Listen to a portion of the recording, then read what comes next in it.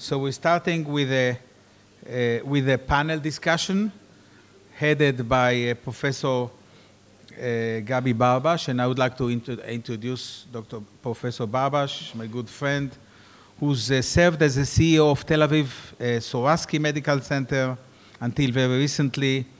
He was served also as Director of Ministry of Health of the Israeli National Transplant Center. He was also on a national project for developing and implementing SAP-based management and clinical information systems for the government. He's a professor of epidemiology and preventive medicine in Sackler Medical School in Tel Aviv University. Has published mainly in the fields of diagnosis, risk assessment, and treatment of acute myocardial infarction. And is since 2015 Director of the Bench to Bedside program at the Weizmann Institute of Science. He's a graduate of Hadassah Medical School and holds also a master's degree in public health, specializing in health policy and management and at Harvard University.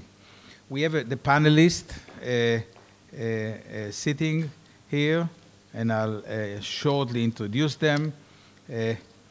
Professor Omri Barak, Dr. Omri Barak, Professor Omri Barak from the Technion Excellence Program in Math and Physics.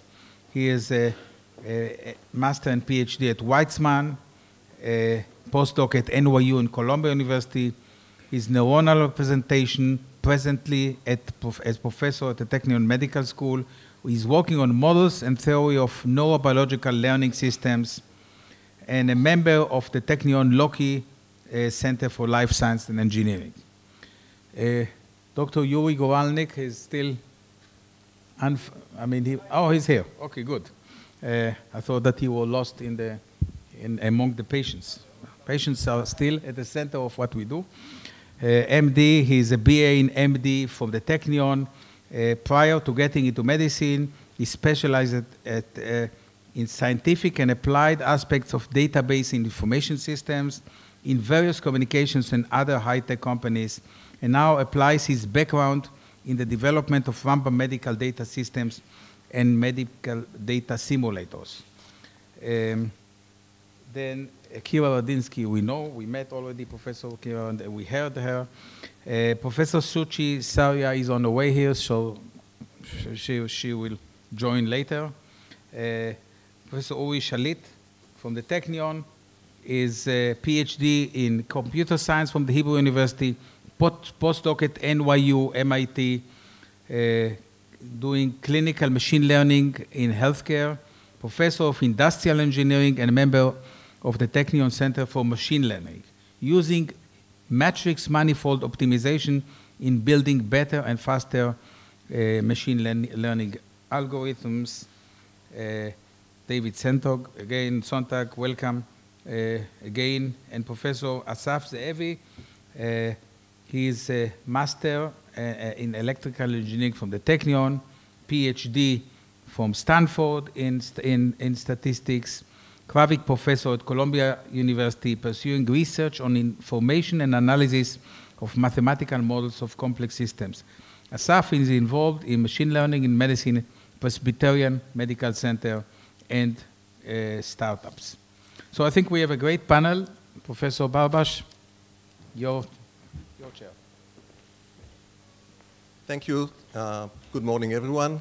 I'd like, before we start, I'd like just to share with you something that I have read and I think is kind of enlightening. You know that many are defining the artificial intelligence and machine learning as the fourth industrial revolution. And the reason for that is that with artificial intelligence and machine learning, intelligence is no longer contained in human brain, but is moving outwards into an era of conversation between intelligent algorithms. The shift from internal to external intelligence is important, and some claim that it is similar to the printing revolution that occurred in the 15th century, when manuscripts could suddenly be accessed, pondered, shared, and built upon by lay readers. This printing revolution led to the spread or explosion of knowledge, accelerated Renaissance, Reformation, and contributed to science.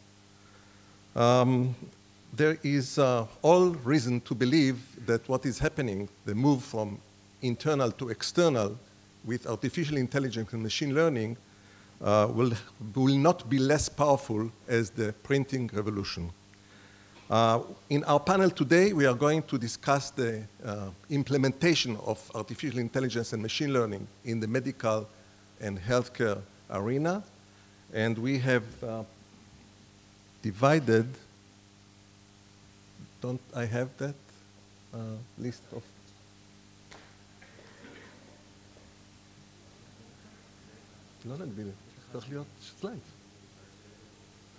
Okay.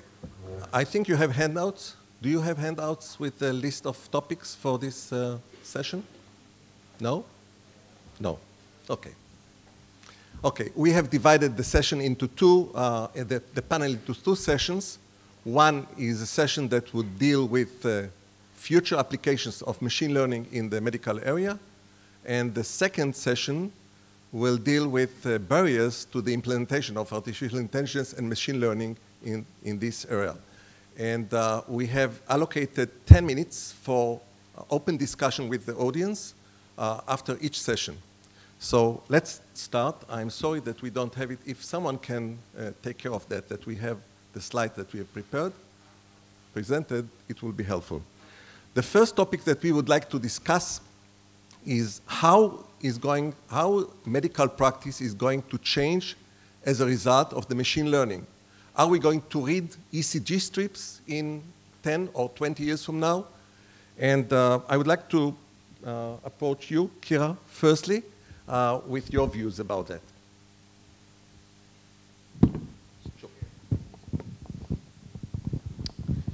So everybody's talking about a revolution in big data with the 3 V's: variance, velocity, and volume. And we see the same thing happening in medicine. We have such a wide variety of different data being saved and super fast and large volumes. Using this data, we can actually get to information which we never had before, and understand even temporal understanding of different phenomena. I'll give you an example of something that I thought would be super intriguing in this field. Is one of the Japanese companies producing pasteurized for mosquitoes actually identified in a certain location it stopped working, that the mosquitoes actually been resistant to what they've been developing, and their competitor identified this in real time and took over the market. And the question is, if we had all this information in real time, imagine drones flying in all those locations, capturing those mosquitoes, identifying which changes are going on with them over time, and even online creating the different alterations needed to actually kill them in time. So this is, I think, a good metaphor of things that we can actually start pushing in medicine as well. There's a beginning of a movement of trying to do many of the things that we do in a repetitive manner and automizing them. One of the good examples that you're starting to see all the time now is around radiology. Image processing have been developing tremendously in the last years, and they've been applied really well on image processing tasks, helping radiologists.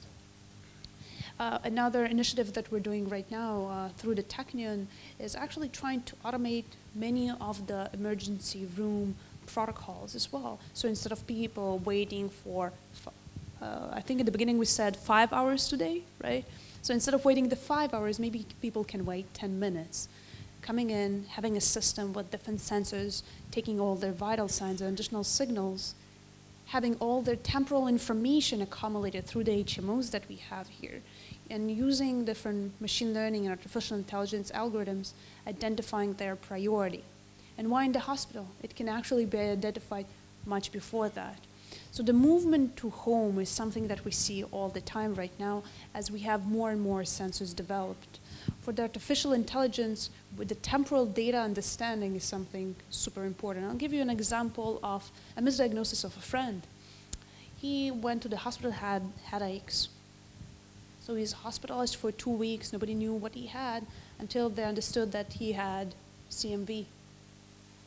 It's very uncommon. Only most of us, 80% of the people already had CMV in the past. But if we had had blood test 2 weeks before that, and we compared it to the blood test taken in the hospital, we would have seen that he has CMV. So simple. But you need to think about testing this and looking at the blood test. Who would have thought if it's 80%? But the machine learning doesn't have the biases that we have as doctors. I think one of the main problems that we have right now in the medical field is the bias. Either it's the research bias or the fact that if you see many people, let's say in the last few days you had 1,000 people come in with a flu. So if the 1,001 person comes in and he has an headache, a runny nose, what are you going to think? That he has a flu. Again, we're building our priors all the time, and we're not considering the personalized case because it's very hard. But this is exactly where you have unbiased machine learning algorithms come in.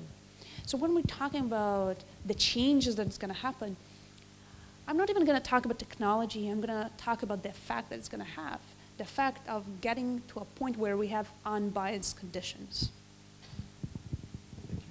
Thank you, Kia. Uri? So you sent me this question about a week ago. I've been trying to think about it. And one thing that comes to mind is that right now doctors they do interact with the output of some algorithm or some signal processing system, because when you read lab test, the lab test is not like some number that magically comes out. There was a process that gets it. And so doctors read lab tests, read ECG strips, and they're used to that kind of information, how to interact with it and how to act upon it. And there will have to be a change where they're trained and used to work with the output of more sophisticated algorithms, of machine learning algorithms. So how to understand the output of a prediction algorithm that says this patient has 0.9 chance of sepsis. What does that mean? How do you act upon it? And that's something that's not really well understood now, and doctors are not yet trained to work with these systems, and the systems are not yet developed with this entire human-computer interaction loop in mind, I believe. And this might be a painful transition because right now the entire system knows also the failure points of lab tests. The doctor can see, oh, this lab test is wrong. Something is not right here, or there was a problem with the lab, let's ask it again. We know the failure modes. We do not yet know the failure modes of the algorithm's outputs, and we're not used to them. The system, even in the legal sense, is not yet built to accommodate them, and this will take a while, but I think eventually we will have a doctor interacting, we could say, on a higher level with the entire measure. Instead of seeing the lab tests one by one and seeing the ECG, they might yet still see them, but they will also see higher level abstractions obtained by these machine learning algorithms, but there have to be like a change in the way doctors are educated in order to be able to really make use of this type of information, of course, and the burden is on us to make them useful and interpretable for the doctors of the future. Do you think we are ready to receive as physicians results like this? Liver mass is like 60% chance of being malignant, 30% benign, and 1% normal or not existing anymore? I mean, I think no. I mean, there are well-known results. This is not my field of study, but in cognitive psychology, let's say humans do not know how to interpret probabilities very well, for example. So how do we do that? Maybe we don't need to give probabilities. Maybe we just need to say, do this. Maybe we just need to say, look, here's a very similar patient. That's what happened to them, and thus induce in the physician's mind the right response. I don't know yet. This is still very much open. We're still, I mean, at least I am still struggling with just getting those 60% right, just getting the right prediction. But what do you do once you have the right prediction? That's still very difficult, and I don't know the answer. Okay. Anyone more that would like to comment on that? So one of the most important things in machine learning is actually created an explainable machine learning algorithm. We've experienced it ourselves, so what we were trying to do is predict in a hospital environment who's going to get pneumonia. So we got all the data from the hospital and we identified something really interesting, that people that have asthma have lower probability of pneumonia. super interesting, counterintuitive. So when we came to the doctors at that hospital, they actually thought it was extremely funny. And the reason for this, they knew that asthma patients going to develop pneumonia, so the moment they come into the hospital, they get antibiotics. So from a probability point of view, we were super correct. We didn't know all the actions that were done before. And this is, even if you document everything, this is super hard. And nobody documents anything perfectly, so we never knew that they were actually getting the drugs themselves. And the system is getting more and more complicated. So and this is a new trend in machine learning right now, is actually trying to explain the algorithms. Sometimes it's better not to get the 60% right, but to get to the 50% right, but still to be able to explain it, because if we don't have trust with the artificial intelligence and machine learning systems, nobody's going to use them. And to be honest, they're right for not using them. Think about the possibility of predicting for a new asthma patient and not giving them antibiotics because the system thinks that they have almost 0% of getting pneumonia. Thank you. We'll move to the second topic that we would like to discuss here, and that is in view of the expanding field of telemedicine. We wonder how is machine learning going to contribute to the telemedicine to be implemented? How is it going to help achieve higher accuracy of encounters between caregivers and patients? Would you like to say about that? I mean, David? Yeah. So in the opening welcome, we heard about how telemedicine could be useful for reaching patients in remote areas. But we could also think about telemedicine as being very useful for just helping not let things fall through the cracks. And getting help at just the right time, when it might not be convenient to hop in the car and go to your nearby clinic. So, you know, I have a 15-month-old baby at home, and as any parent with young children knows, particularly in the first year of life, you have countless questions, and you're always running to your pediatrician. And nearly all the time, the pediatrician takes one look at your baby, they talk to you, and they say, "You're fine, go home," or they suggest some simple cream that you can apply. You know, many of these types of visits could be done at home via telemedicine. Similarly, patients with chronic diseases, such as the example that I gave earlier of my mother with multiple myeloma, who have symptoms that arise, they want to know, you know, how does this relate to my disease? Is it signaling a new thing that I need to worry about? How should I manage it? And many of these visits as well could be handled from home via telemedicine. But what I view as the real challenge that we as a community need to solve is, if the solution is going to be having a human or even an AI agent on the other side interacting with a patient who they have never seen before, how do we provide the right context? Right, so I think that's where one of the current failure modes are. Seeing a brand new patient without that context really limits what you can do with that patient. But it's also an opportunity point, because if we have the electronic health record and we have past medical data on the patient, then we can imagine building machine learning algorithms that summarize that patient's past medical history in just the right way to provide the relevant context for the current telemedicine visit. And it's that procedure which I think is going to really change the game. If we could get that right, it'll really enable telemedicine to scale. Do you see a world where we don't see physicians? Let me make sure I understand your question. Are you asking ever? Yeah. No. No, okay.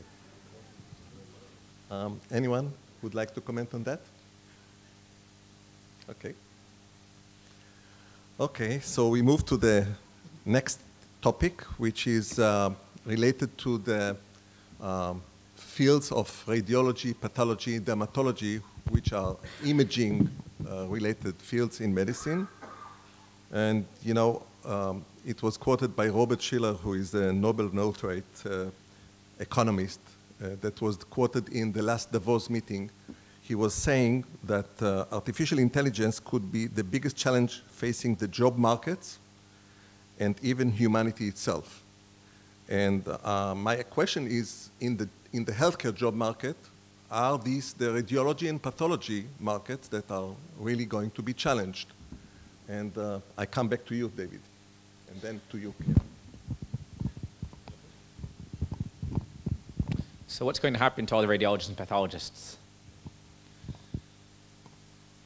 It's a good question.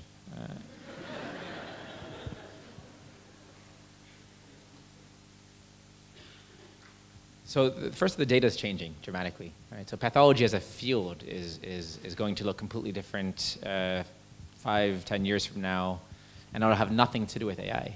It'll have to do with new advances in biology, new sensing modalities, and so that's particularly exciting. And so pathologists, for example, are going to have to be retrained anyway, and so that's something that we should keep in mind. But I'd say there are a couple of things that machine learning algorithms definitely do not do well, and this will relate back to Yuri's point. Putting information in context is really the biggest. So you can look at if you're a radiologist looking at an image of, let's say, an X-ray, a CT scan, if you're a pathologist looking at a sample from a biopsy, if you look at just that individual sample, that individual image, there's often uncertainty, and it's even with the best machine learning algorithms, it may be information theoretically impossible to truly understand what's going on with the patient just from that single modality. And so figuring out how do you put that information in context of what else you know about the patient is essential in order to understand how to correctly treat the individual. And that's something which you started out your question by talking about computer vision algorithms. That's something that computer vision algorithms are going to be insufficient for.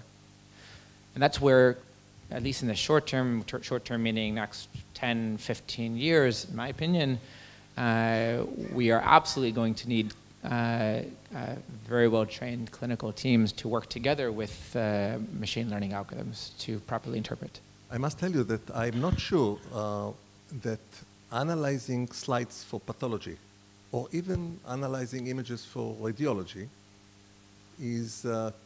it is critical for you to, I would say it differently. I think sometimes clinical information is biasing the results of the reading. Yeah, no, and so depending on where people trained, they do different things, right? So some radiologists will come in and say, okay, I'm going to give you a completely unbiased view. Chief of radiology at NYU, where I was a faculty for the last few years, believes otherwise. And so that is something which there's some subjectivity to in terms of style. But that story will change also as you have better ability to introspect. Right? So if your algorithms now allow you to focus attention in particular areas, and if they help you, as Kira has mentioned, in preventing you from being biased, right? If you have algorithms to help with that process, then maybe it'll open the door to bringing in context in a way which wasn't possible before. I understand. Kira? So allow me to disagree a little bit. In the last 150 years, we all agree we had a big technological change. But only one job disappeared in the last 150 years. One. Somebody wants to guess which one? No. So it turns out that the person that makes the elevator work, it turns out that there were days that the elevator wasn't automatic, and it was standing in the middle of the elevator and just going up and down. And by the way, I met a person that does this a few years ago. I was very surprised. I think the same thing is going to happen in medicine. So medicine is going to change a lot, but still there's so many things that we're not there yet in artificial intelligence. I always give the same example that people tell me what's going to happen when singularity comes, when the computer is going to be so smart that it's going to outsmart humans and kill us all. So like Andrew Yang said once that worrying about singularity is like worrying about overpopulation in Mars. It's going to get there, but but it's going to take some time. At this point, we need to work much better in identifying the difference between a kitten and an orange. So so if we talk about radiology, it's probably going to be a human-computer interaction, and this is why they should definitely be trained to work together on most of those things. If you think about most of the way those algorithms are doing, they do have mistakes. But we expect from a machine something that we do not expect from a human, to never make mistakes. So how are we going to be treating liability of a machine versus a human? And we're talking a lot about this in autonomous cars, etc. But still, we don't know exactly how to do it. I'll give you an example which was really interesting. And a few weeks ago, a friend of mine told me that one of the children came in and told her daughter, and it's like, it was talking about the Alexa machine. It's like, tell your thing to play us something. And the daughter told her, it's like, it's a bit impolite to talk to Alexa this way, right? And it was really nice about the fact that she realized that there's supposed to be some kind of emotions or a way of treating a machine, a very similar way of treating a human. The problem is when we treat liability, what is the right way of treating that? If the person didn't enter the data correctly, is it still the machine's mistake, the person's mistake? If something went wrong, those machines do break. So I think as humanity, it's going to take us such a long time to actually understand the liability part. Till we reach that, I don't think that there's going to be full jobs that are going to be disappearing. I do believe that that medical doctors should be trained with machine learning tools. Today they're using ultrasound. They know how to use this. Some people specialize in this. The same thing is going to happen in machine learning. Some of them are going to be specialized in using the machine learning tools that it's our job to provide them. Thank you. Anyone of you would like to comment on that before we move on? Yeah.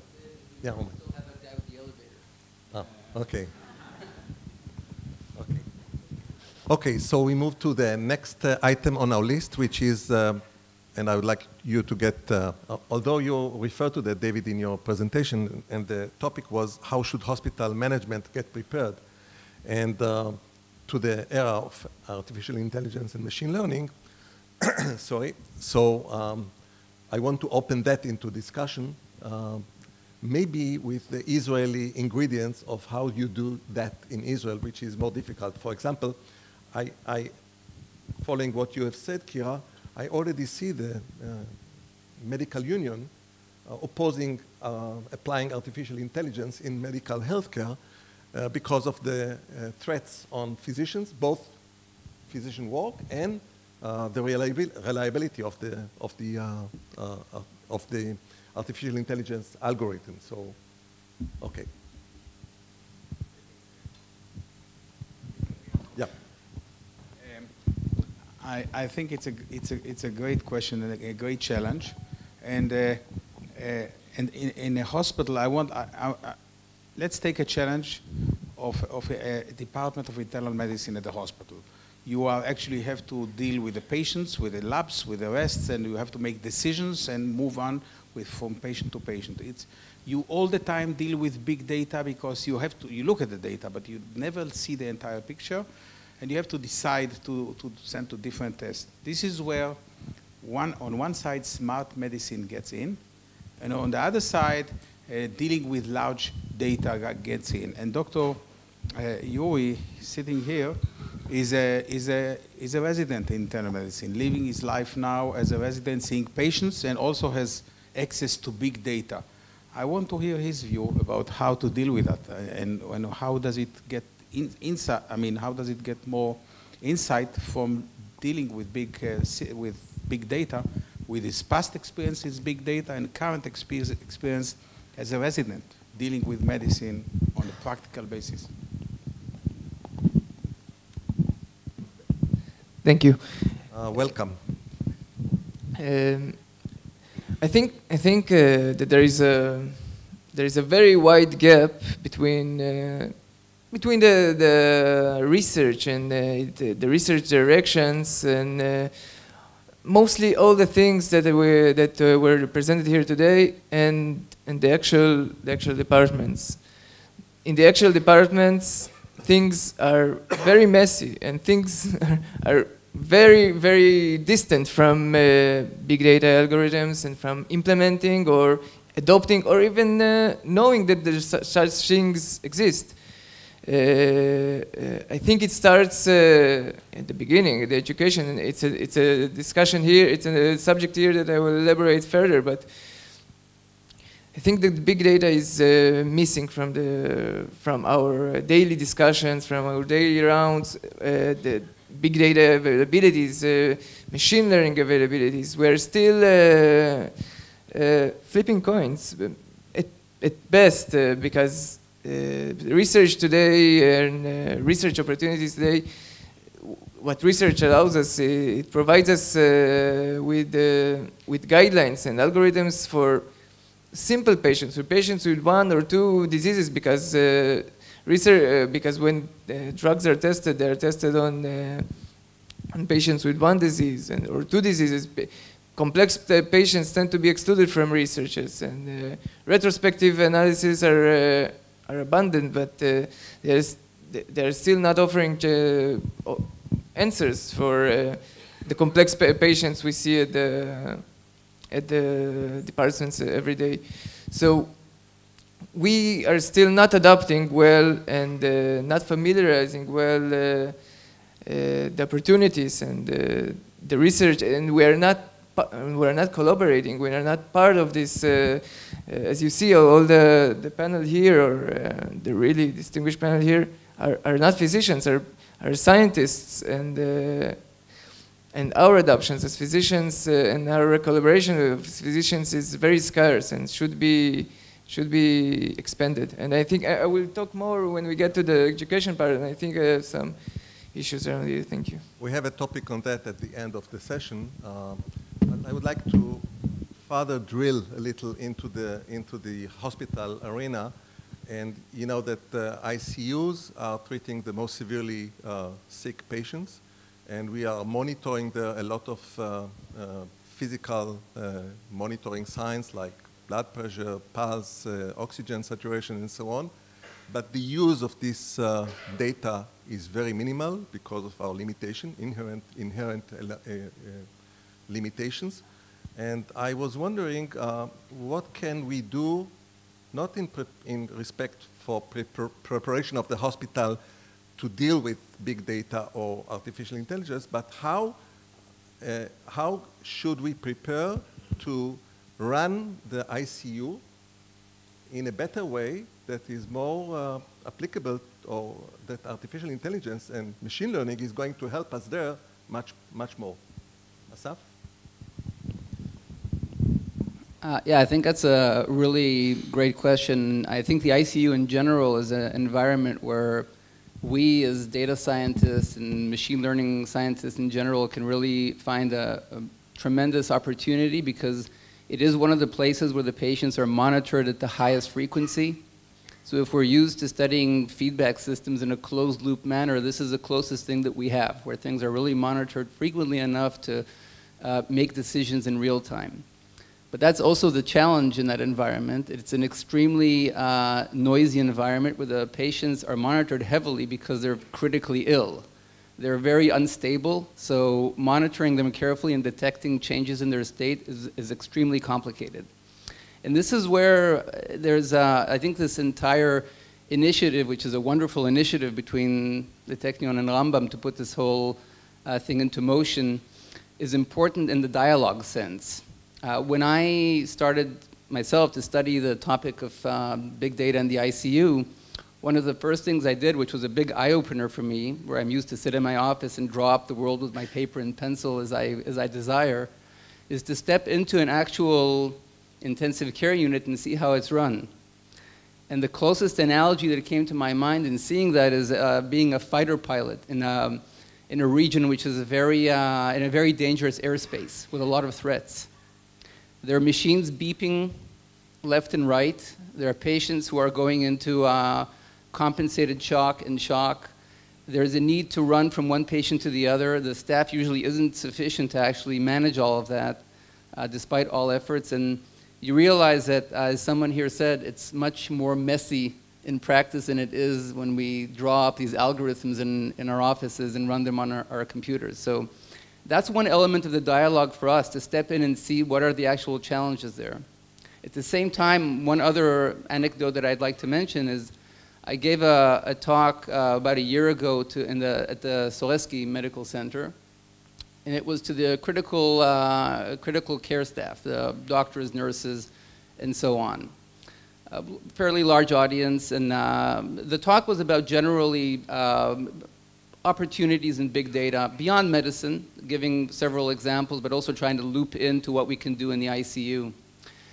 And one of the primary questions that came up as I was trying to give an illustration of the opportunities of bringing big data and machine learning to the ICU and to help the doctors in what they do was a question of liability, something that I never really thought about, that there is a question of having an algorithm run in parallel to the doctors. If the algorithm actually detects issues with a patient that don't get treated for some reason, there's forever that documentation lying there. And therefore, there's a significant liability issue that when we have to turn our attention to as well. So for me, these types of interactions is mostly, I think, about this dialogue that has to take place between scientists who work in this space and the doctors who work in that space, so that we can really understand what are the best solutions to these problems. Thank you. Just want to add one thing from a perspective of somebody doing computational neuroscience. Then there's people doing experimental neuroscience and computational neuroscience. And the places where it works best is usually when you have some, again, some dialogue. And it's always a very tricky feat to sort of to get this right balance. And I think that it requires both types of things. So if people who are doing data science should physically be in a hospital, and also people in a hospital should physically get out of the hospital every now and then to sort of be exposed to the other world. And again, education, as we'll speak later, is a big part of it. But I think creating the opportunity for a physical space where these two populations can interact and people can actually feel the actual problems, and if a physician has an idea, then it has somebody that he can speak to, is a big part of how a hospital setting can facilitate that. Thank you. Anyone else? No. Yeah, Kira? I'll give another example in the ICU. I didn't have a lot of experience, but we did develop with one of our students a model for ICU prediction. It's very common. But when I came to the hospital, I wouldn't even mention which hospital. I've noticed one little problem, is that the sensors are not connected to a computer. So with all this amazing algorithm that only assumes one small thing, that it gets the data, it wasn't as clear. So I completely agree with the fact that when you're at the drawing board, the algorithms work really well, but in reality, most of making those things work is 80 to 90% of the job. Thank you. I will skip the Q&A and we'll go to the second session because of Saria here, and I want her to be part of the discussion later on. So the second session that we have planned is focused on barriers to the implementation of artificial intelligence and machine learning. And the first question I posed to the panelists was that there are many, I'm talking now from the clinician point of view, I see a lot of publications about innovation in the medical field with artificial intelligence and machine learning, but I see very little practical implementation in hospitals. And I wonder why. Sure, I can speak to that. So I think it's part of what Kira spoke about. I don't know what the incentive system is like here, but in the US, there are several things that affect basically adoption. So first thing is, people who are computer scientists, it's just so much more comfortable to sit, to download a data set. Somebody's already written a paper, you read their paper and you're like, oh, this is cool. I think I can do it better with this newer, slightly fancier model. And so you get going on a project where you tell them, hey, can you give me your data? And then, can I download this program? Can I implement it? Can I test it? You spend 6 months doing it, and you're super excited. You get yet another paper that does slightly better. In my experience of like now working in this area for 10 years, what I've noticed is just so tempting to do that because you don't have to interact with people. You don't have to talk to people who do things different from you. It's so much work to try to convince people who do things different from you to learn how they think and figure out why they don't understand you. And when you're saying something, things aren't making sense, you should continue to plow through it. And to go to the ICU, because you'll have to leave your lab and go to some other part of the campus, and then figure out the sensors are broken, and if so, you have to go figure out who the infrastructure people are and try to convince them to try to connect the sensors. Then you have to go convince the hospital infrastructure CEO to convince them to give you that data instead of not that data. So basically, all said and done, effectively, the point is it's just the incentives. Incentives are broken because we keep, some of the most exemplary work comes from going in a new area, understanding the problem, framing the problem, figuring out what is the right objective to be solving for, and then going all the way to the end. But in academia, we love like more volume, papers, more papers, more papers. It doesn't matter the quality. And so all that really means is you get a lot of those, I downloaded this and I did that. And so it's not surprising. From what you say and from what was said earlier, I start to suspect that if we are not going to develop, and that really touched the last topic of our session, if we are not going to raise enough physicians, MDs, that are fluent in computers, in computer science, we are not going to be there. I think that's definitely true, but I don't think that's the only solution to the problem. But I think that's definitely true, and certainly the thing you should be saying here, because you want to incentivize everybody to learn it. But I think the reality of it is, I'll give you an example. I think we've done work in maybe 5 different disease areas over 10 years, but each one of these areas, it took me 2 years to write my first paper. And like 2 years is a lot of time. Like, senior faculty will give you crap if you took 2 years to do stuff. David? So I wanted to follow up on Suchi's earlier point. You might infer from that, so the incentives aren't aligned in academia, so maybe the only way we're going to see disruption here is for startup companies to take some big risks and try to do these things that you described. But unfortunately, I don't think that's going to be the answer either. I do a lot of work with startup companies, and the problem is that there are some really hard research challenges to solve here, long-term research challenges, and I alluded to some of them in my talk, which are academic problems. So the startup industry is largely focused on quite narrow, short-term impact problems, which are not very exciting from my perspective. And yet we have at the same time these challenges that Suchi mentioned about how we can actually do academic research in this space. So something needs to change. And that's part of what I was trying to get at in my recommendations at the end of my talk. We need to invest resources to make the academic research, long-term academic research, feasible. And I'd like to see that here in Israel. I think you touched upon, I'm not sure if this is a point you want to develop right now, but the issue of education. And I think, again, this is where these types of initiatives play a very, very important role. One of the barriers that we have in academia to having dialogue is that we all use different vocabulary. We talk about the same things, but we use different terms to describe them.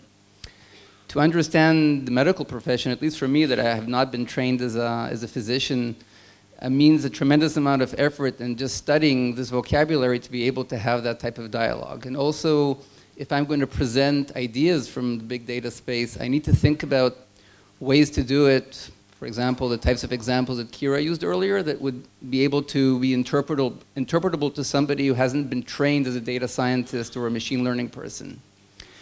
That dialogue is very tricky, and again, in academia, which is very siloed, it's very difficult to achieve that. But I think we do have to be aware, including in medical schools, that we're in the midst of a transformation also in the pedagogical space. We have, for example, I can tell you from my first-hand experience, I reside in a business school in the US, and historically we'd always teach our students whatever data analysis, rudimentary as it may be for MBAs, they do with Excel. Right now, half of our students are studying the same thing in Python. And this is a reflective of the fact that the job market has changed also. There's a requirement to be more skilled and more versed in these types of ideas and techniques. But to be able to communicate that, you have to be able to do it in a way that, again, meets their vocabulary. These are people who are going to be business managers. Their vocabulary is given by a very specific dictionary. I think the same is true for physicians. There is a very specific dictionary, and to recast the education, to train them to think in these ways is extremely important, because I think they can pose the questions, which are critical for us to think about. Posing that question, again, requires that dialogue to be successful, and that's, I think, where the pedagogical aspect can be very important, and why these interdisciplinary initiatives are so tremendously important, also from the pedagogical perspective. Anyone else that would like to comment on that? Another barrier, which was, I think, not mentioned yet, is our health records and medical systems, our closed systems, are very difficult to access. Whether it's here or else, or in the US, it's even sometimes worse. You have to go through an IRB. If you have an idea, it takes 6 months or more, and then you change your idea, you have to go again to an IRB. It's a major hurdle, and that's why I want to mention MD clone. Again, MD clone, for those of you who don't know, is a method of taking large data and, based on that, generating synthetic data with the same statistical features, with timelines also among them, that can help you access data in a much faster way without the need for IRB committee. So I think data access is also a major burden. Why systems don't get so easily to the system? Thank you for your comment, because you are leading us to the next topic, which is the question, do we have the appropriate data to help us implement machine learning and artificial intelligence? And Omri? Whatever, whoever.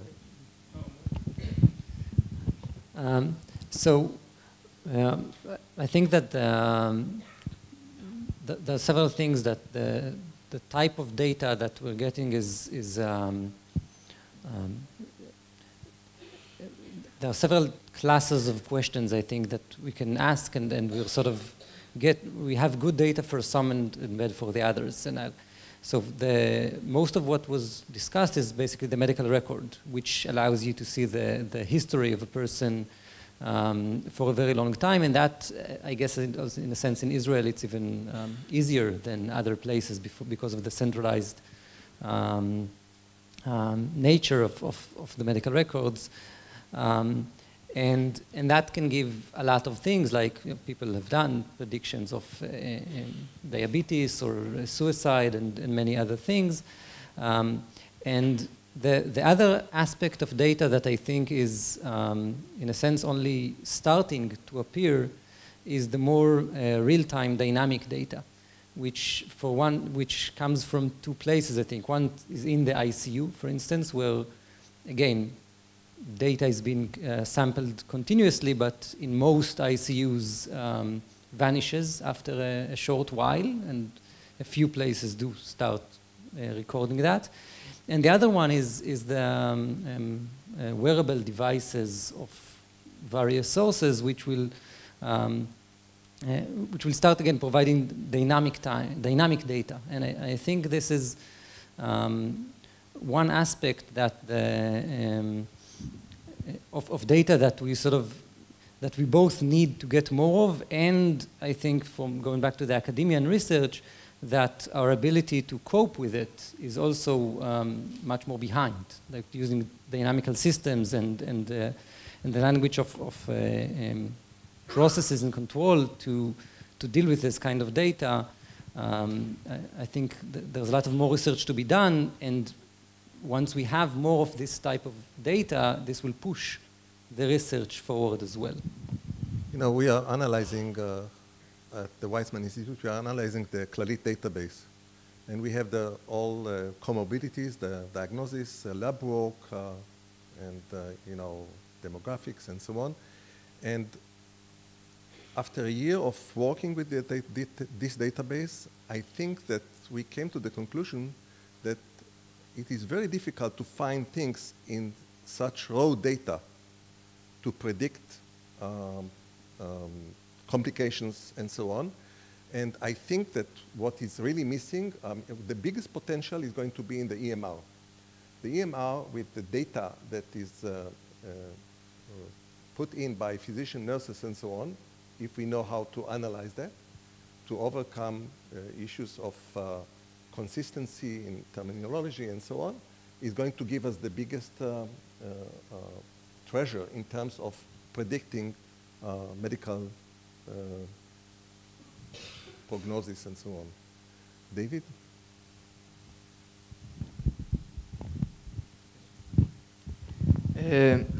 I think I couldn't agree more. I think that it was, you mentioned it also, that I think that the clinical notes are maybe the most important and maybe the most intelligent part of the entire medical record of the patient, and it is the most, it is the hardest to process, to analyze, and to figure out something of. The clinical notes consist of the entire decision making and the entire management of the patient. It's the summoning of all these lab results, of hemodynamic parameters, of the imaging results. The clinical notes consist of what the patient, what is the state of the patient today, and what is important in the state of the patient today. Maybe some deterioration in lab results occurred, but it's not important. We are expecting it because he's starting to get some medicine. Maybe there is a worsening of some imaging findings, some tumor, or not exactly a tumor, maybe a space-occupying lesion became bigger, but it's also unexpected, it's an inflammatory process. But what's important today, that the patient is passing stool. And it's not written anywhere, but this is the important thing, because his digestive tract started to working, and it is in the clinical notes. And I think it's a two-way street here, because first of all, scientists need to start taking more, addressing the clinical notes more importantly. It's like you said, it's harder because it's a long process. It's way easier to study the correlation between some lab result and an imaging study and publish a paper. Clinical notes are dirty, and it's way dirtier when you're outside of the United States or English-speaking countries. In Hebrew, the clinical notes are a mess. It's a total mess, because people are writing in Hebrew, English terms, in different sorts of pronunciations. A patient can be hypertensive, hypertensivic, with English pronunciation, without English. It's a mess. But this is the core of the clinical state.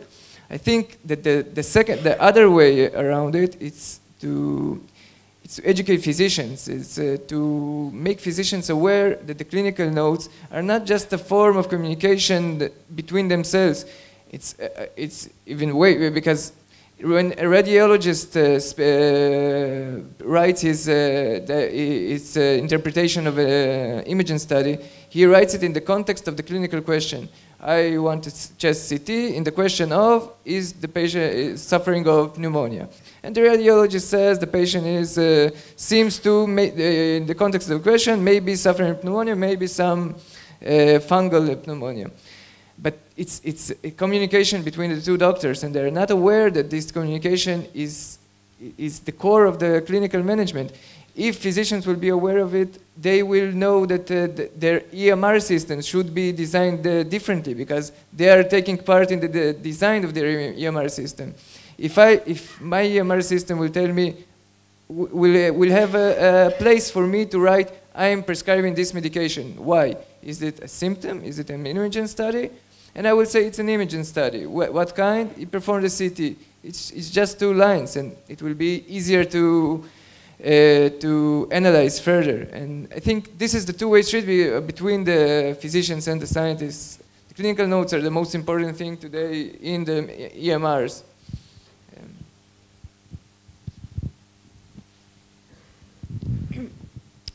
I think another thing to think about, though, so in working with actual large groups of clinicians and actually deploying systems, what I've found is that I think there's no real reason, like if you see it from, so I don't know what the system is like here, but at least in the US, if you see it from their point of view, you know, they actually have a job to do. They're trying to take care of their patient.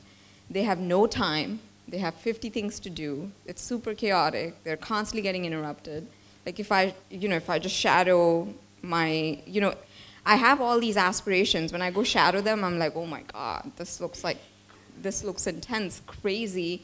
And I'm asking them to do yet another thing. And I have strong belief that the thing I'm asking them to do is going to be really, really great. And it's going to improve it's going to improve care for patients. The challenge is, like, I think the return on investment of documentation is really non-obvious. And the more we ask them to say, well, can you do this, can you do that, can you enter this, can you enter that, all it leads to is more exhaustion and more fatigue. So I think this is obviously so the question is, like, is there another way around it? Like, it should be possible, the fact that another human can understand this human in the language they've written, it should be possible to design parsing systems that parse naturalistic styles. I think the problem is not that this can't be done. The problem is that it's just stuff to do, and most computer scientists aren't, like, necessarily thinking about it, and the data isn't there, and people don't know that's a problem they should be solving, and so on and so forth. And I know David's So yeah, I think this is a really important topic. So this is one angle of what data to collect. We should continue this discussion, but to continue a bit further here, you're raising an important point that the data, let's say clinical text data, is important, but it's very hard to interpret. Now, we might say there have been a lot of advances in natural language processing in the last few years, and if that trend continues, we should be able to use those algorithms to understand the clinical text. But I don't think that's going to happen, because most of the advances that we've had in natural language processing have been enabled by having a large amount of supervised data, which we don't typically have in the clinical setting. So one of the types of data that we could try to get is better labeled data of various different types that would be important for enabling AI in healthcare. You could try to do that by, for example, asking questions, asking clinicians to provide better structured data. But as Suchi mentioned, that's also very hard to do because you can't add any more tasks on. So I think we have to think about new ways of doing both at the same time, making the data documentation more efficient, not for the purpose of saving clinicians time, which is also important, but also for getting better data out. I'll give you an example of the simplest possible intervention, which is along this direction. Chief complaints are very broadly used in the emergency department for a variety of tasks. They're used for retrospective quality, to try to see, find patients who came in complaining of chest pain and how we treated them. They're used for triggering clinical decision support. They're used for suggesting clinical pathways. They're used just to show on the dashboard and the screen who are the patients and what are their biggest problems. But chief complaint data is largely garbage, at least in many hospitals in the United States. So one of the things that we did is we changed the workflow altogether, and this is where changing the electronic medical record is important. Rather than chief complaint being the first thing that's gathered during triage, we made it the last thing that's gathered during triage. First, the triage nurse talks to the patient. They write down a short note, which they were going to do anyway, roughly 20 to 40 words describing what the patient is complaining of. They take the vital signs for the patient. They record that structured data. And then they record the chief complaint. And by this time, we have actually a non-trivial amount of information about the patient, not to even talk about having their past medical history. So what our algorithms do is they automatically suggest chief complaints. So we provide 5 of the most likely chief complaints given what we know about the patient. They also have the ability, the nurses also have the ability just to type into a text box in free text, in free form, what they think the chief complaints should be, and we provide a contextual autocomplete to try to suggest, oh, maybe you want this one. And in that way, we're enabling ourselves to now, instead of it being text, just natural language data, it actually can be data that's mapped to an ontology, which is very large, expressive. It would have been impossible to use by itself without the machine learning, but machine learning makes it possible in terms of being able to find the right thing very, very quickly. And this, for example, has been running live in Boston for the last 3 years for hundreds of thousands of patients already, and getting much, much higher quality data out. And so that's the simplest of interventions. Now imagine thinking through what is the type of data we will actually need in order to achieve some of our goals in healthcare AI. I don't know the answer to that, but I think we as a community have to be asking that question and thinking about how do we change the interfaces to collect that data while not adding more to the plate. Actually, what you're saying is we have to invest a lot in IT in order to prepare the system to be pondered by artificial intelligence. Okay. Anyone else that would like to Kira? So I have experience specifically with the Israeli EMR systems. So first of all, our chief complaints are actually done approximately in the same way as you mentioned, right? So I wouldn't say they're bad, right? There's certain natural language processing techniques to actually solve all what the nurses are writing, or what the doctors are doing, and there's a big variability between the different hospitals. What we were trying to do is think about maybe what additional information should we add to the EMR that we don't know yet. So I said, okay, maybe there is a bias, maybe the weather. Maybe in a bad weather, people are making really bad decisions. Then we took the addresses of the people, and we said we're going to collect maybe how much money people are making in those locations, the education of their parents, etc. And I started finding out really interesting observations about the different biases that we have as doctors. For example, in one of the hospitals, it turned out that the education level of the parent had extremely high correlation to the probability of actually being admitted to the hospital. So the socioeconomic status of the person, the lower it is, the lower the probability of actually being admitted. So of course it's a correlation. So the question is, when we actually do the anamnesis part, do we actually ask the right questions? Do we say, well, he doesn't look good, he looks maybe weird, maybe poor, maybe shouldn't be admitted? Is that the right thing of doing, etc.? So a lot of the things we need to understand is that the systems are not doing the right diagnosis. There is no such notice. What it does is it tries to mimic many of the doctors that are working under a very exhaustive situation. What we are really missing is maybe a committee. If I had the option of asking for each person 3 doctors who are not very exhausted to give the opinion that they have, I could have built a much better algorithm. So this is kind of what we're missing. The real solution for this is, luckily enough, I have variability across different hospitals. Sometimes people revisit, we see readmissions, etc. So we have ways of fixing this. But I completely agree that adding additional tasks to the doctors is probably not going to happen. Of course, if you're willing to do it, we're really happy. But to be realistic, that's probably not going to happen. And we also need to understand that the text is being written to communicate between the doctors and the nurses and the doctors. I'll give you a simple example. Nurses usually write, usually healthy. Okay? So for an algorithm, if you see somebody's usually healthy, the probability of being admitted is very small because the nurse actually signals to the doctor that, well, this person is usually healthy. He should go home, right? If somebody has real problem, even if they're usually healthy, she's not going to write it. So this is kind of the interesting things that we need to understand about when we analyze this data is that it wasn't made for a machine learning algorithm. It was made for a completely different task, and we need to adapt it. Edith, you wanted to say something? I think you're right. I think that this adaptation process will happen when physicians will understand that the adaptation process is important. And you will not ask them to do, I don't think you will ask them to do any more tasks. I think you will ask them to do their own task alternatively.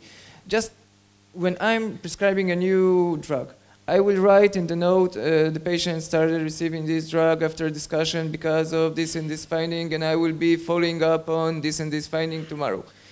If I will have an IT system where when I'll start a drug, it will ask me, it will already know when I'll start a drug, an antibiotic. It will say, okay, usually when people start antibiotics, it's because either a patient has inflammatory signs or a patient has a new bacteria that grew somewhere, and it will ask me which one of these, inflammatory, patient status, or I will put a point on it, and we'll ask you, okay, what will you follow up? Will you take another culture tomorrow, or will you just follow up on fever? And say fever, because it's something that we always write.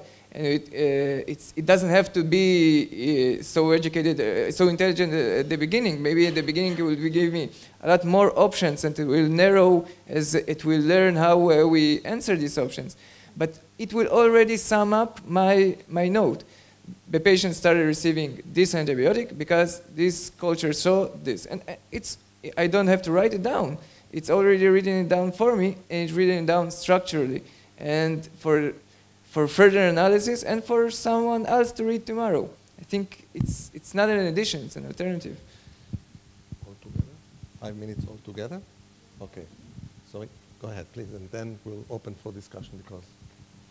Just 2 comments. So one is follow up to that comment. So there are numerous studies showing that once they introduced the electronic health record, people tried to come up with ways to do automated completion, like automatic completion of things or templating or duplication.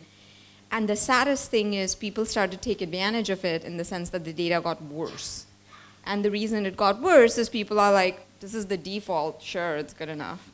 And now the problem is you don't know when they actually had data that was defaulted, like the person was being sloppy, versus when it was intentional. And then, so I think it's not super straightforward. I think the answer in some part lies in what you said, which is, if they start to see the value in it, they start to believe it, they'll take care of it, right? Right now, the purpose is, I know that whatever I write, the other person's gonna understand, whatever, so it's good enough. And they're gunning for speed and good enough. And so I think like lots of these automation approaches are actually worse in the long run. My personal experience in working with the HR data has been less automation, just write what you were thinking, let me deal with the crudiness of the data. So that's one thing. The second thing was the investment in IT infrastructure.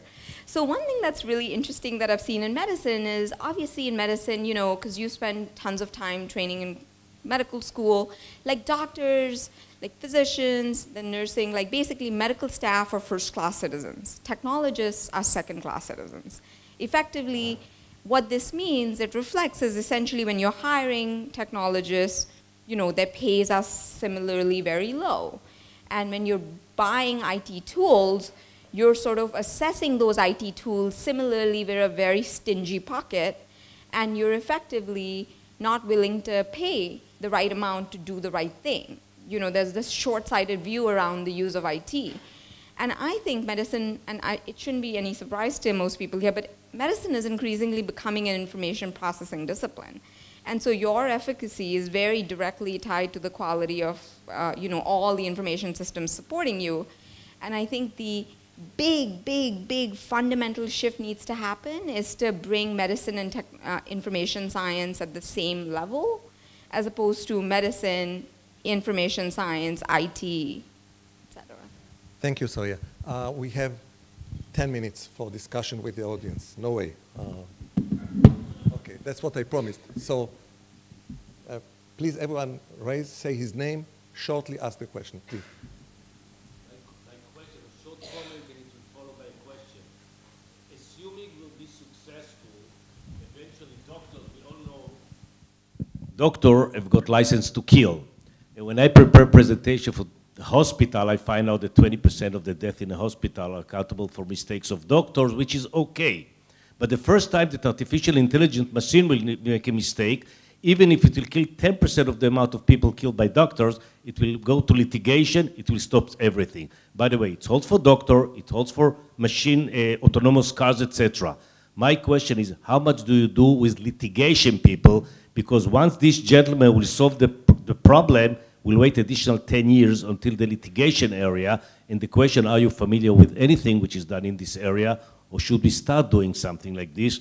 Because the first multi-billion-dollar litigation will slow all of us down immediately. I think I will take that. I think we are not yet there. I think when any artificial intelligence will come into the market, it will have to go through very thorough investigation by the FDA likes. Okay. Anyone? Yeah.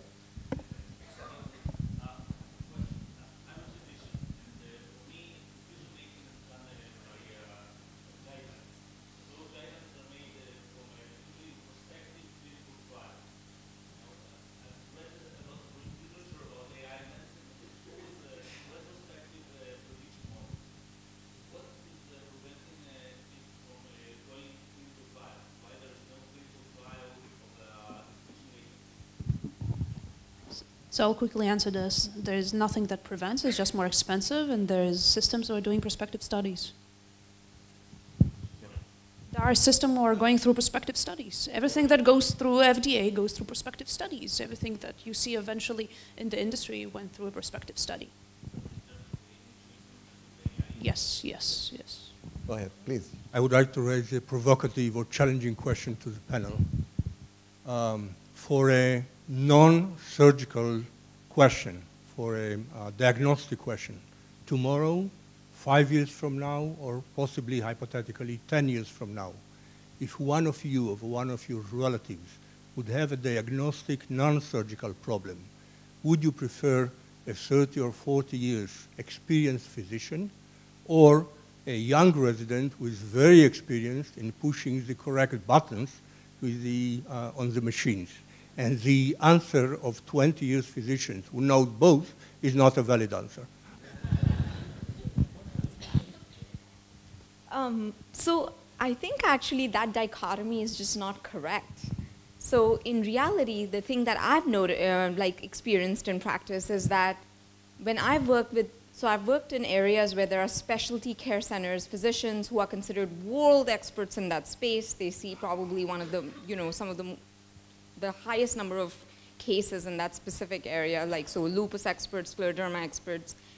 And it's not that they're sitting there saying, we're not choosing between them. It's either them or alternatively it's their resident with the machine. What we found is that actually these experts find it useful, and the reasons they find it useful is if you're solving the right problem. It's often about solving the right problem. What is the problem you're solving?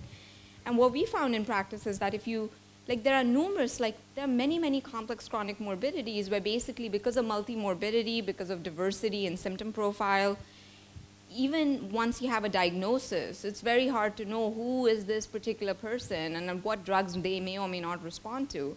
And in that scenario, being able to aid the physician by leveraging all of their past cases and cases from other physicians that they respect and trust, and identify what happened to those patients and use that to draw inferences about the patient that's right in front of you, they find that it's super exciting. It's super interesting to them to be able to have another value add, another judgment that allows them to refine their own understanding of the problem. So I think that it's really much more about augmentation of the best, of any expert as opposed to replacing the best experts. Yeah, I want to also take a short tack on that question. It's a really important one because you get to hear it sometimes from physician audiences as well, who are essentially worried about the jobs being phased out or being replaced by some automated procedure. In my opinion, this is more about complementarity than substitution. When we think about, for example, the ICU solution, we're not thinking of replacing the intensivist, we're thinking of prioritizing their time. Because the biggest difficulty there, going back to the fighter pilot analogy, you can't actually do this without the aid of machines. You can't prioritize in an area where you're facing multiple threats and do this in real time. In the same way the intensivist has difficulty doing it in the ICU, but we're definitely not thinking of replacing the intensivist with a machine. But I think that complementarity will lead to synergies that don't exist right now. And that will lead to eventually outcomes which are much better than what we're seeing today. So I'll just add a small thing. Would you prefer a young doctor with an EKG machine versus a very experienced doctor of 40 years without an EKG machine? It's approximately the same thing, right? So if you ask me in the next 5 years, none of those tools is even close to being yet approved and being used. So in the next 5 years, I prefer somebody who's experienced. And more than that, again, I'm coming from statistics. I prefer an ensemble. I prefer several opinions and doing some kind of average variability, seeing which patients they treated in the past. So even a younger one can be another data point into that one. Any one more crucial question? Crucial question. Yes, yes.